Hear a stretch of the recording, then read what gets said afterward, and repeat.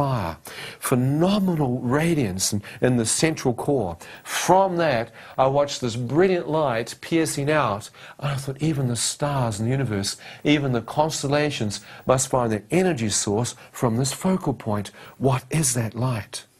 Is there someone in there surrounded by this radiance? Or is that just an energy source in the cosmos? Is that just some power source of good in the universe? Or is there a person or a being in that radiance? As I questioned that in my own mind, a voice spoke to me from the center of the light.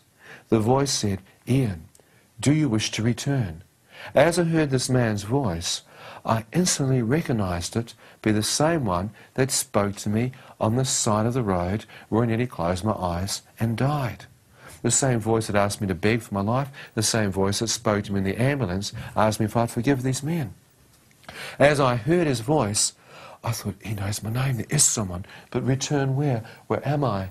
As I looked behind, I could see the same circular-shaped opening, like the tunnel that I'd apparently just travelled down, dissipating back into darkness. I thought, darkness, hospital bed, my physical body. Have I left my physical form? Have I actually come up this tunnel of light? Is this real? Am I standing here out of my physical form? Or am I comatized in the hospital, having some bizarre dream or hallucination? Am I alive or am I dead? Quite a quandary there. Well, my mind, I could cognitively think of the two alternatives. You don't leave your mind behind. As I stood there grappling with what was reality, I thought, this could be real. I could actually be dead. Maybe I did die. Perhaps I'm standing here. I thought, but return where? I responded to the question. I said, I don't even know where I am. If I'm out of my physical body, I wish to return. I have no idea where I am. As I spoke that to him, he spoke to me again and said, Ian, if you wish to return, you must see in a new light.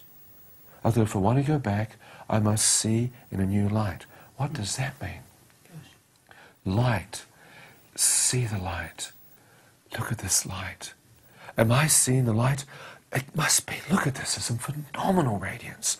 Are you the true light? As I asked the question to the person who was speaking to me, words appeared in front of my eyes. God is light. And in him there is no darkness at all. 1 John 1:5. I thought I've read this somewhere, a Christmas card in South Africa, in Cape Town, in Bantry Bay. I remember reading this, but I didn't know what the 1 John 1:5 was. I thought there were hieroglyphics, Roman or, you know what I mean, Egyptian, something. I had no idea what that numerology was. But these words had fascinated me because it said God is light. Every other philosophy or religion I'd ever heard anyone expound on said that God is yin and yang, light and dark, good and evil, in the circle of life, as they used to tell me in their philosophy and their religion. God had both light and darkness in him. They said, well, you've got good and evil in you, Ian, so therefore if you're created in the image of God, God must. But this teaching said, no, God is pure light. Man might have good and evil in him, but God has none. He is pure light. As I stood there, I thought, could that be God?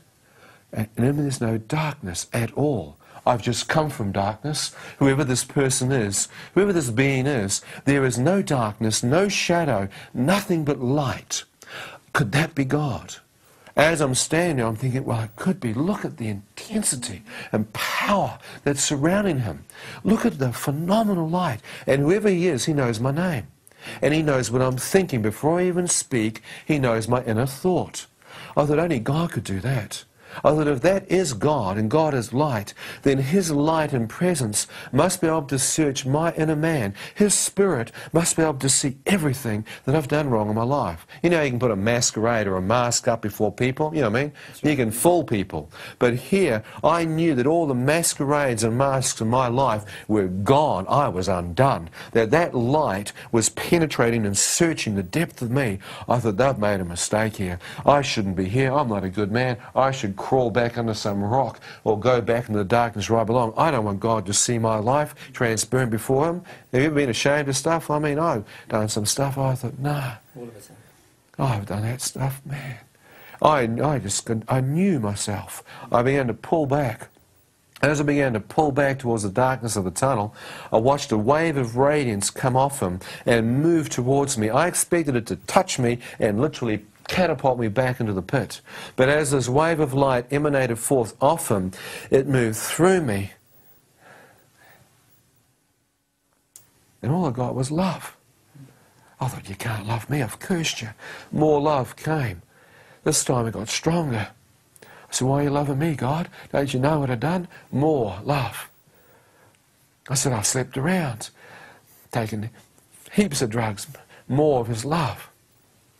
I couldn't believe. My whole body tingled with a supernatural presence as love and forgiveness and acceptance just came to issue forth from him. It's like he was completely embracing me with his presence no matter what I'd done wrong.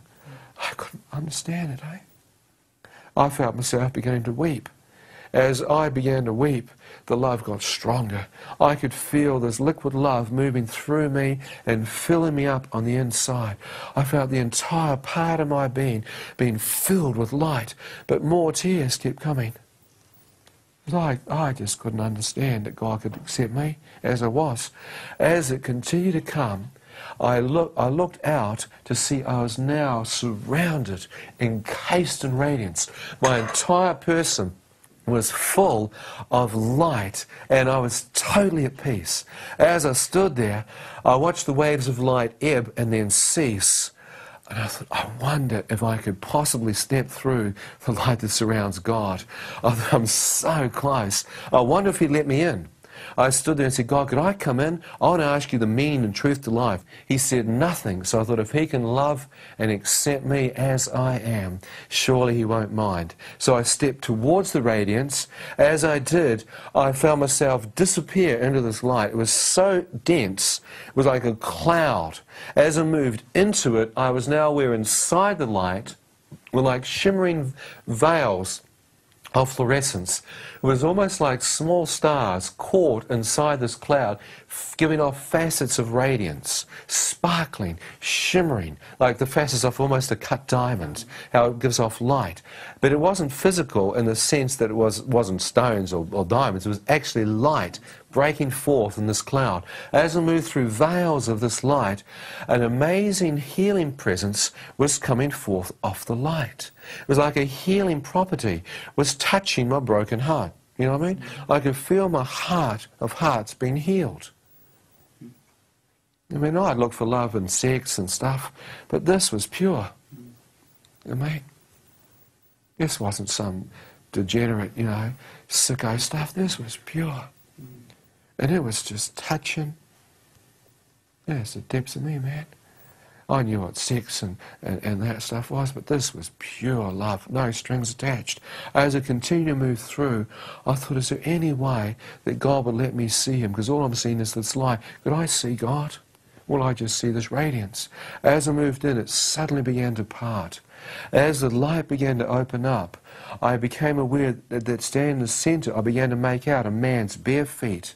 Around his ankles were dazzling white robes, garments. Not garments of cloth, but garments of light. As I looked out and saw that, I began to lift my face up to see the chest of the man, and his arms were outstretched with dazzling white robes, as if to welcome me. But as I looked towards his face, I almost had to turn away.